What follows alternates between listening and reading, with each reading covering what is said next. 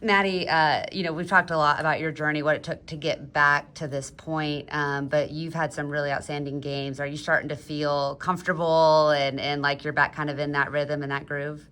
Yeah, for sure. I think just the more you play, and especially with this group, they make it so easy to play with. Love these girls. So yeah, more and more I'm getting more and more comfortable every game. You're also one of the leading assist to turnover ratios in the country. Mark talked a lot about, we know you're a great shooter, but talked a lot about your playmaking. How do you feel like that's developed alongside your backcourt mates? Yeah, I mean, you said it, my backcourt mates, just being able to play with the right group of people, and we have that, and it just makes everything easier. You can play make when you have other playmakers around you, and that's what we have. Taylor, you've been such a jack of all trades. It feels like in the last year and a half that we've seen you at TCU, it's been a real spark plug. It feels like every time you step on the floor this year, the game elevates and changes. How have you kind of carved out that role, gotten comfortable in that role, and how has the 3-on-3 experience you had on the summer maybe helped you in that ability? I think it's definitely helped with my confidence, being able to go play 3-on-3 and stuff. But I would say as far as here, just owning my role and just being confident within who I am and trusting my teammates and my work, and that's really just helped me a lot. I'll keep asking questions. I'll always have more to do. Olivia, 7th career triple-double, first in 14 years. That's a lot of math for Saturday. Can you talk about just kind of the well-roundedness of your game? We've talked, what a great offensive player, how you've worked on your defense this year, but being able to create and having teammates that can finish, how does that kind of elevate the TCU's ability offensively? Yeah, I mean, when you can cover all bases, like I've said in the past, it makes it so dangerous. And my teammates are just so supportive. Like, they all knew what was going on, and they all wanted it to happen, and they all supported me. And I'm just so grateful for them. So grateful for MC that he kept me out there in order to finish it. But like I said, when we cover all bases and we are so versatile in the way we are, it's hard to stop. And then you have Biggs coming off the bench and doing what she does and just providing so much length and support on both ends. It's just incredible. The drop off is very little. So I'm just proud of everyone, proud of my girls, and couldn't have gotten it done without them. So. And for any of you guys,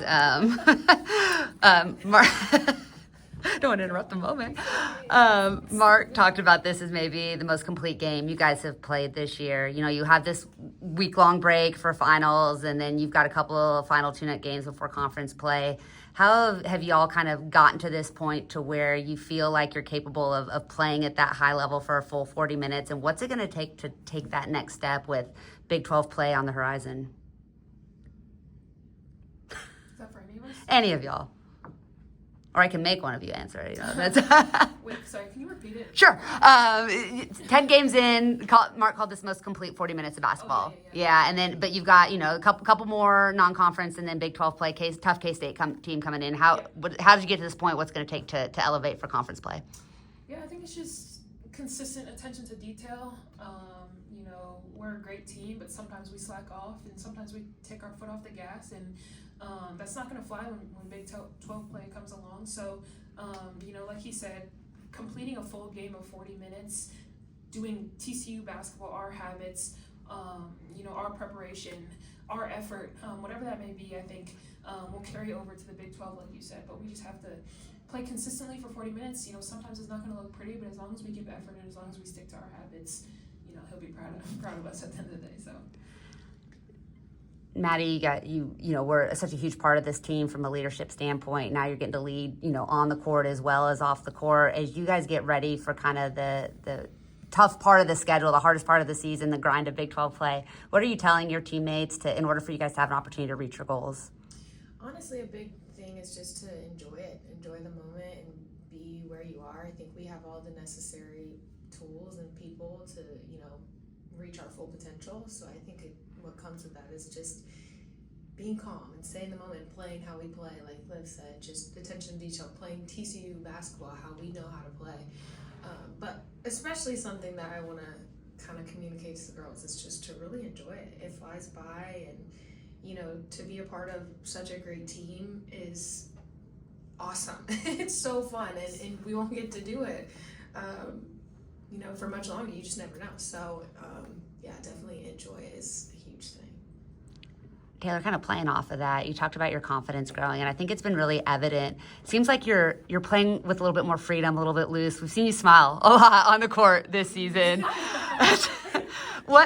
How is that, like, what role have your teammates, your coaches, and just your personal growth played in the ability to play with that freedom and that confidence? I just think the way they all pour into me, whether it's, Liv always tells me, like, keep shooting. She can hear me, like, literally being like, ugh, like when I miss. So I think just all of them telling me to keep shooting, keep being aggressive, and just trusting me at the end of the day, and then also me just trusting myself has just made the game slow down completely for me. So that's why you guys see me smiling out there. Anything else? All right.